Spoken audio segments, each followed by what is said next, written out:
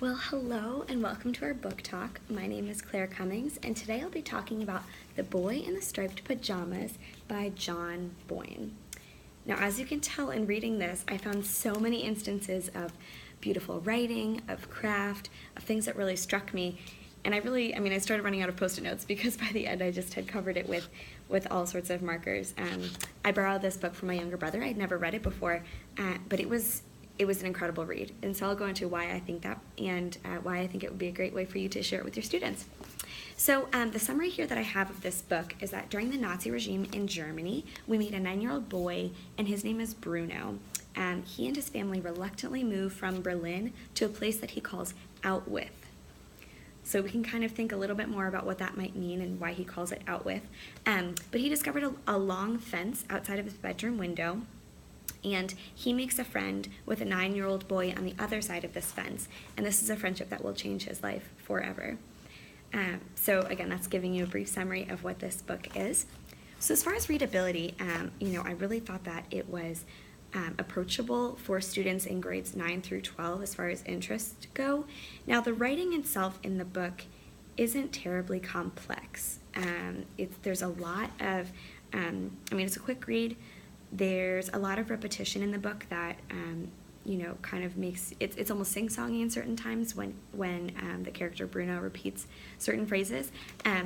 But I would argue that the historical fiction of the book and the maturity and historical context that you need in order to really understand or grasp all that the book is trying to say. Early high school would be okay with reading it, but I would argue that late high school is really when you'd want to dive in most fully. So though middle school students, maybe an honors language arts or English class for 8th grade, again, would be able to read this book, I would really want to gear it toward high school students. And we'll go over a little bit more about that later. So elements of craft that I really like to focus on, we have repetition, as I mentioned. So he says phrases like, for example, he made his mouth in the shape of an O, and he says that when he's surprised.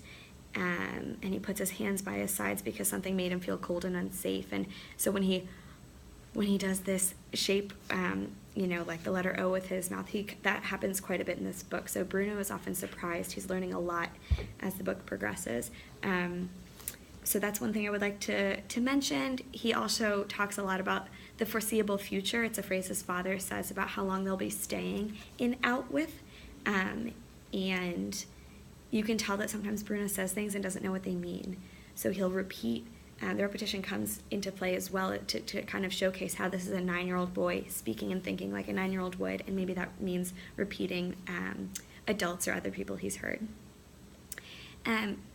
Additionally, I would say that the other elements that we'd like to talk about here are things like insecurities that adolescents go through.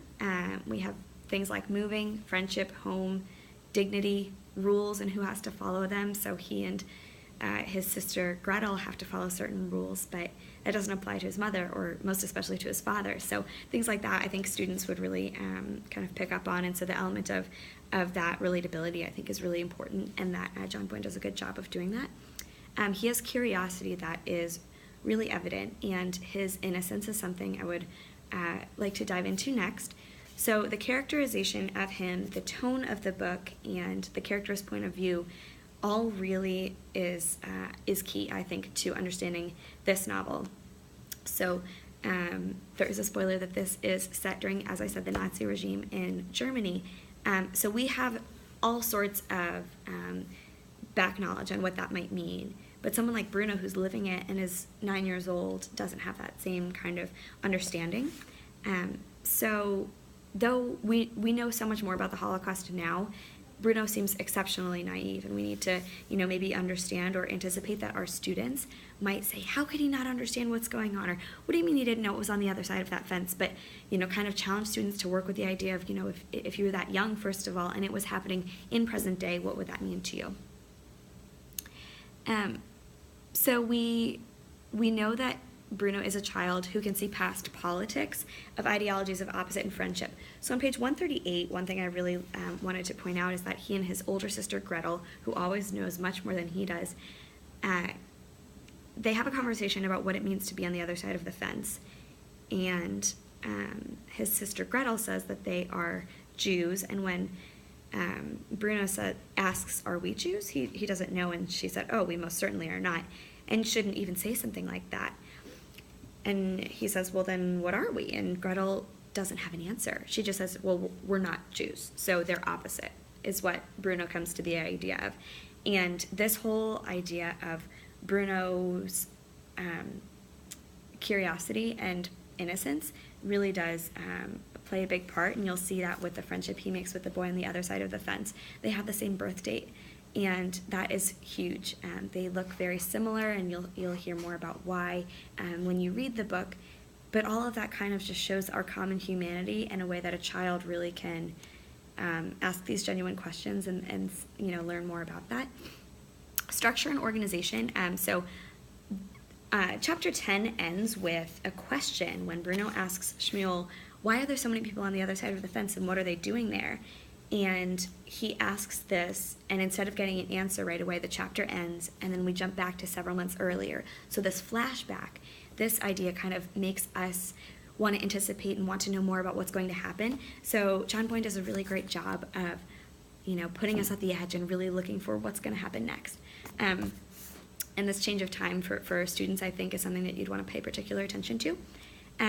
So the book's ending had me in tears, and while I was reading, I couldn't put it down, and then as soon as I had finished reading it, I couldn't pick it back up for a while because it was just so heavy. So please keep that in mind when reading it with students, and you'd want to have proper, measures of safety in play when we think about what might happen when we experience death in a book, and what that means for a character, what it means for the people who then have read about the book.